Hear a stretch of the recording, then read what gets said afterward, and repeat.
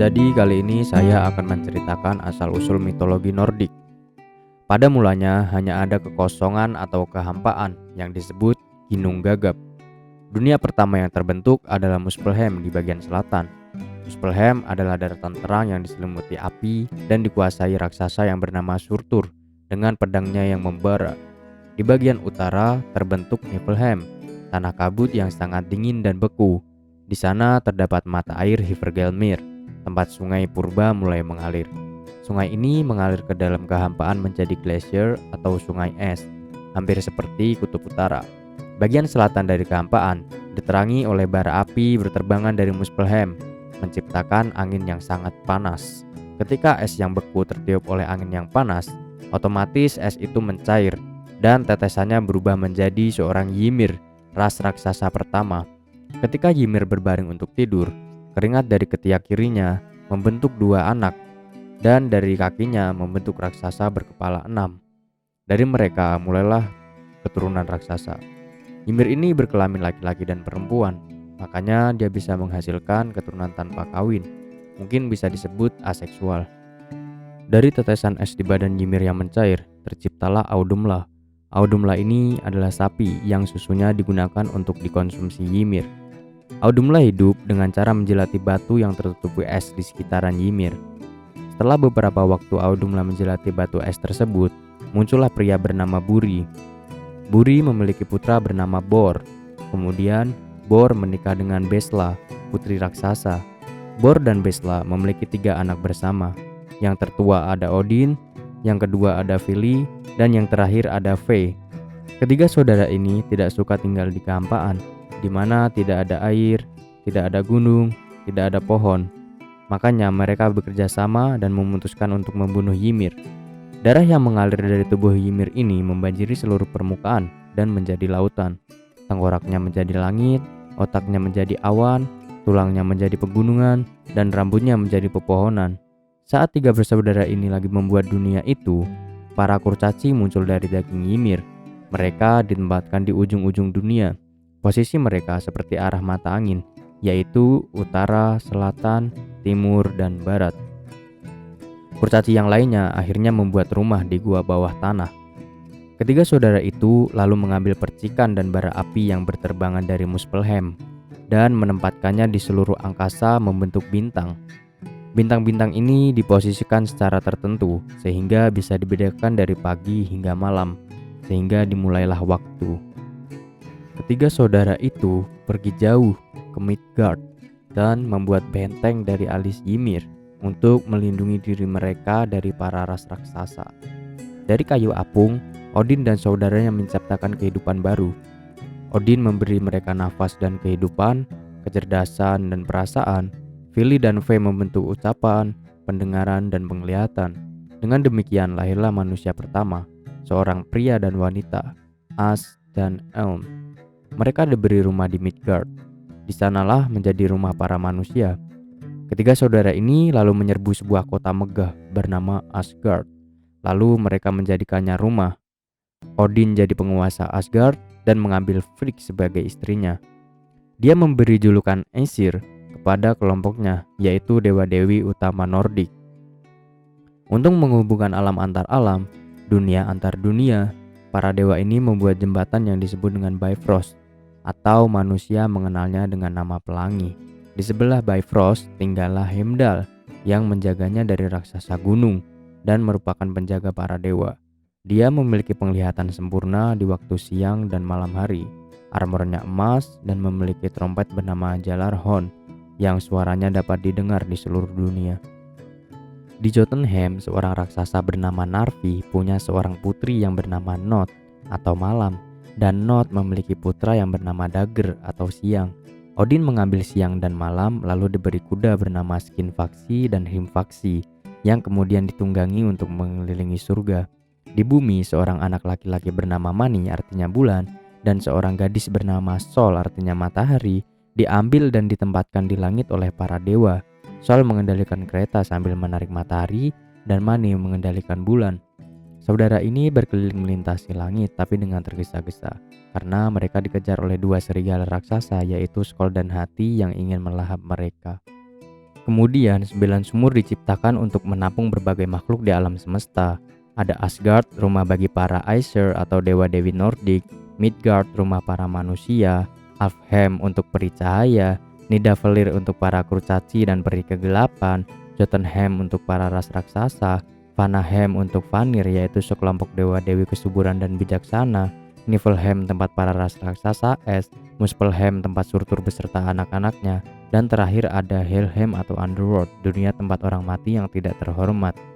Semua dunia ini terhubung dalam satu pohon besar yang agung yang dinamakan Yggdrasil. Yggdrasil memiliki 3 akar utama. Akar pertama yaitu sumur takdir, akar kedua ditempatkan di atas sumur mimir yaitu sumur kebijaksanaan, dan akar terakhir terdapat di Hvergelmir yang terus-menerus digerogoti naga Nidhogg. Di puncak Yggdrasil duduk seekor elang yang menciptakan angin saat dia terbang. Seekor tupai bernama Ratator berlari bolak-balik menaiki pohon. Dia berfungsi sebagai pembawa pesan antara elang yang duduk di puncak Yggdrasil dan naga Nidhogg yang ada di bawah Yggdrasil. Odin the Allfather, penguasa Asgard, dia ingin mencari pengetahuan yang abadi. Meskipun memiliki kekuatan yang sangat besar, dia menghargai kebijaksanaan di atas segalanya. Dalam kehausannya akan pengetahuan, Odin mengunjungi sumur mimir yang airnya menyimpan rahasia dan kecerdasan luar biasa. Penjaga sumur yaitu Mimir sendiri tidak siap dengan sukarela memberikan pengetahuan dari sumur itu. Karena itu, Odin mengorbankan dirinya sendiri untuk mendapatkan pengetahuan itu. Odin mencukil matanya dan menjatuhkannya ke dalam sumur. Ini membuat Mimir terkesan lalu meminta air minum dari sumur tersebut. Odin kemudian mencari Norns yang menentukan takdir dengan mengukir Urdur yang merupakan huruf Nordik ke batang Yggdrasil. Odin pun pergi ke Norns, tapi dia harus membuktikan bahwa dia layak mendapat pengetahuan itu. Odin pun menggantungkan dirinya di cabang Yggdrasil dan menusuk dirinya sendiri dengan tombaknya. Dia juga melarang para dewa untuk memberinya makanan dan minuman. Jadi dia sakit serta kelaparan dan kehausan selama 9 hari lamanya. Sampai akhirnya The Runes terlihat olehnya dan dia mendapatkan pengetahuan serta kebijaksanaan. Dia bisa sihir rahasia untuk membantu menyembuhkan dan membantu sekutunya, sekaligus menghancurkan musuh-musuhnya. Tujuan Odin sebenarnya adalah mengumpulkan pengetahuan untuk persiapan Ragnarok, yaitu akhir dunia atau kiamat Nordik. Odin pun merasa sangat putus asa berusaha untuk menunda Ragnarok. Untuk menghadapi pertempuran klimaks, Odin mengirim para Valkyrie-nya, yaitu sekelompok gadis suci yang dibentuk ke setiap pertempuran, untuk memutuskan siapa yang menang dan siapa yang akan mati. Mereka kemudian memilih yang paling heroik di antara yang terbunuh dan membawanya ke Odin's Hall di Asgard, yaitu Valhalla. Odin duduk di tengah aula yang luas ini bersama 2 serigalanya, yaitu Geri dan Freki. Odin sendiri tidak membutuhkan apapun untuk makan. Dia hanya mengkonsumsi anggur sebagai minuman dan makanannya. Di atas pundaknya bertengger 2 gagak, yang satu adalah Hugin yaitu pikiran, satunya lagi adalah Munin yaitu ingatan. Kedua gagak tersebut terbang ke dunia setiap hari saat matahari terbit untuk mengumpulkan informasi. Mereka akan pulang kembali dan bertengger di pundak Odin untuk membisikkan hal yang terjadi di dunia luar. Mereka melaporkan semuanya kepada Odin. Prajurit yang gugur di Valhalla dikenal sebagai Einherjar, dan setiap hari mereka latihan dan adu kekuatan. Saat Ragnarok tiba, mereka akan keluar dan bahu-membahu dengan para dewa untuk mengatasi kehancuran. Thor, putra Odin, adalah pelindung umat manusia dan dewa petir yang perkasa. Dia adalah dewa yang paling kuat. Thor pun menikah dengan Dewi Sif dan memiliki palu bernama Mjolnir. Namun tanpa disadari, dia sering terkena tipuan oleh Loki. Loki adalah dewa pembuat onar, dewa jahil, dewa licik, cerdik, dan dewa penipu. Dia adalah putra dari ras raksasa. Dia pun memiliki beberapa anak termasuk Hel yang tinggal di Underworld atau di Helheim. Yang kedua adalah Jormungand atau Midgard Serpent, yaitu saingan abadi Thor. Yang ketiga ada serigala raksasa bernama Fenrir. Kesalahan Loki yang paling fatal adalah ketika dia membuat putra Odin, Balder, mati dan dia dihukum oleh Aesir. Aesir pun menghukum Loki dengan cara mengikatnya menggunakan jeroan anaknya. Di atas kepala Loki dipasangin ular berbisa, sehingga saat dia meneteskan racunnya, dia akan mengenai wajah si Loki. Dia pun ditemani oleh istrinya yang cantik yaitu bernama Sigyn. Dia akan terus tetap di sana sampai nanti Ragnarok tiba. Ragnarok adalah kiamat di mitologi Nordik. di mana para dewa dibunuh oleh kekuatan, kekacauan, dan kehancuran. Dunia pun diselimutin oleh api. Air dunia ini dimulai dengan 3 musim dingin, di mana serangkaian pertempuran berkecamuk di seluruh dunia. Mereka akan saling perang untuk merebutkan makanan. Kemudian datanglah Fimbulwinter, membawa salju tidak henti-hentinya dan angin yang membukukan segalanya. 3 dari musim dingin ini akan terjadi secara berurutan.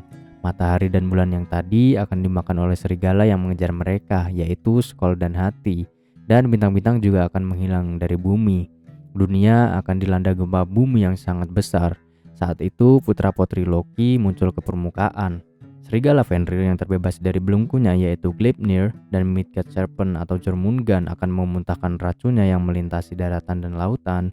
Kapal orang mati yang dikenal sebagai Nagvar yang terbuat dari kuku orang mati akan mengarungi Jotunheim, ditemani oleh Loki untuk melawan para dewa. Di tengah kekacauan tersebut, langit terbelah oleh tentara Muspelheim yang dipimpin oleh Surtur yang perkasa.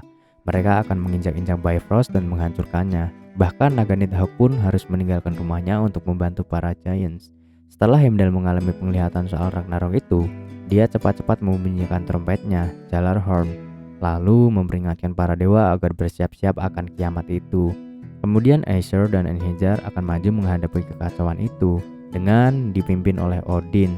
Terlepas dari persiapan Odin, para dewa pun gugur satu persatu sampai mereka tidak ada lagi.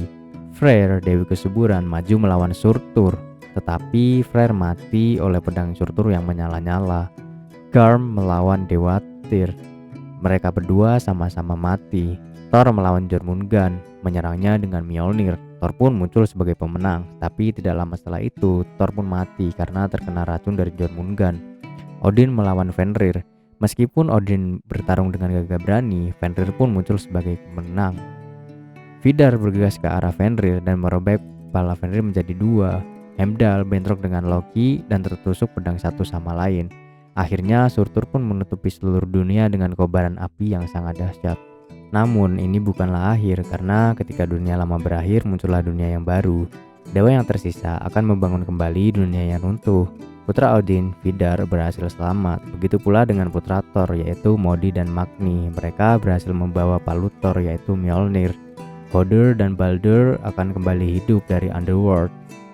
Kemudian ada 2 manusia yang dikenal sebagai Liv dan Liftazir. Mereka bertahan dan bersembunyi di tempat yang dikenal sebagai kayu Hormimis dan memiliki banyak keturunan yang akan mengisi kembali dunia. Di dunia yang baru ini, penduduk akan bersukacita dengan damai dan tenang. Namun ketika mereka semua melihat ke Cakrawala, mereka melihat bayangan gelap. Ada Nidhogg, sang naga yang membawa korban-korban Ragnarok dengan cakar besarnya.